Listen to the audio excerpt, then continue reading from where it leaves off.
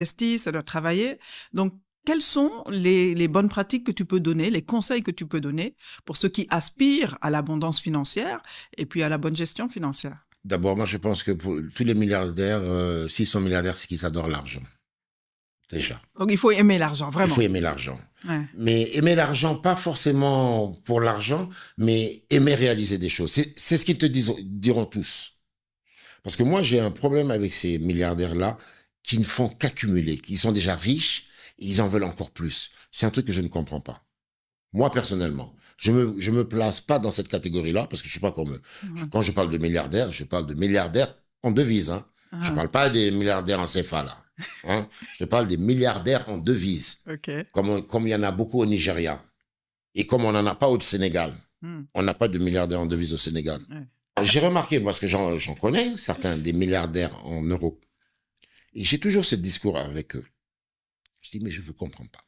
Vous êtes gavés, vous en avez déjà plein.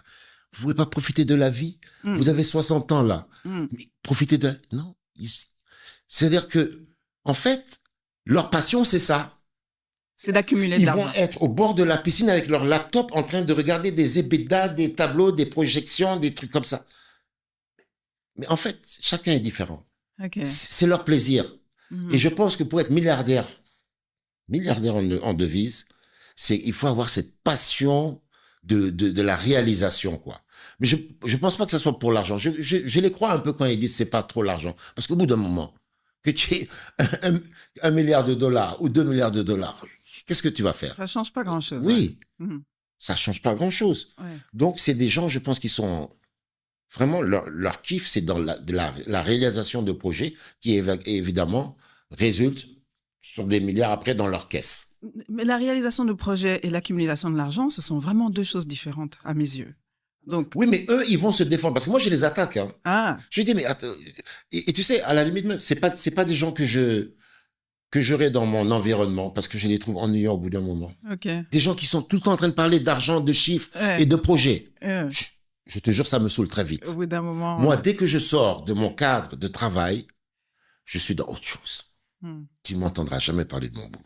Je sors du boulot, je ne parle plus de boulot. Ouais. Et je repense au boulot quand je retourne au boulot. Mais il y en a qui ne décrochent jamais.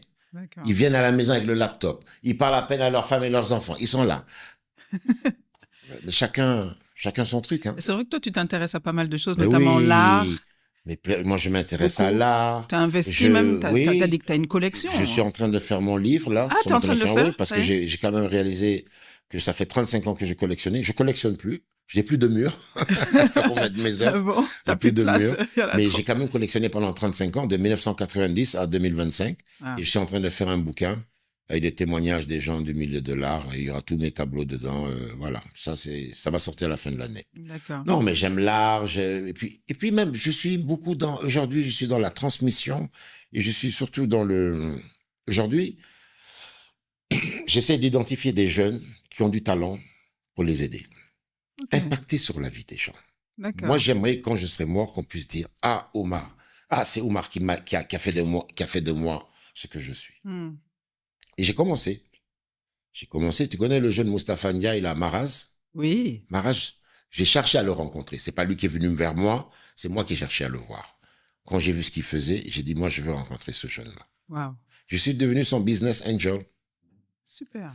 Et lundi, c'est marrant parce que lundi, il m'amène un autre Maraz, un autre jeune qu'il a identifié, qui m'a dit, parrain, c'est comme ça qu'il m'appelle, il me dit, parrain, j'ai un jeune que je veux te présenter, etc. Je le reçois lundi. Et je suis dans ça. Ok. Impacter sur les autres. Ouais. Tu vois?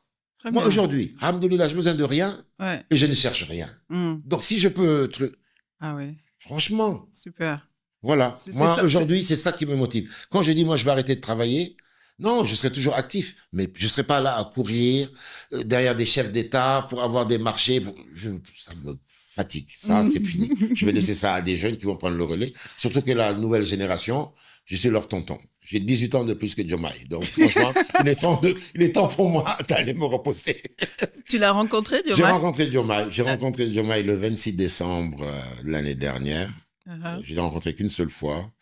J'ai rencontré un homme très posé, très réfléchi, très calme. Un homme posé. Un homme posé.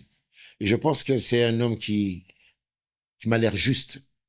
D'accord. Je pense que Diomaye, si tu as un problème, il sera juste dans sa décision. C'est vraiment l'impression qu'il t'a donnée en tant que... Absolument. C'est pas juste une façade. Non, non, non, non, non. Parce que c'est l'impression qu'il donne. Non, je pense que l'homme est foncièrement comme ça. Ok. L'homme est foncièrement comme ça. Bon. Il est dans ses principes, droit dans ses bottes, et je pense que ça sera quelqu'un de juste. Il sera pas partisan. Il va pas favoriser quelqu'un sur des facteurs subjectifs. Je pense qu'il sera juste. D'accord. Ouais. C'est déjà Ouais. une bonne chose. Entre le Sénégal juste, souverain et prospère, on a déjà le juste Oui. un peu. Moi, ça, j'en suis convaincu.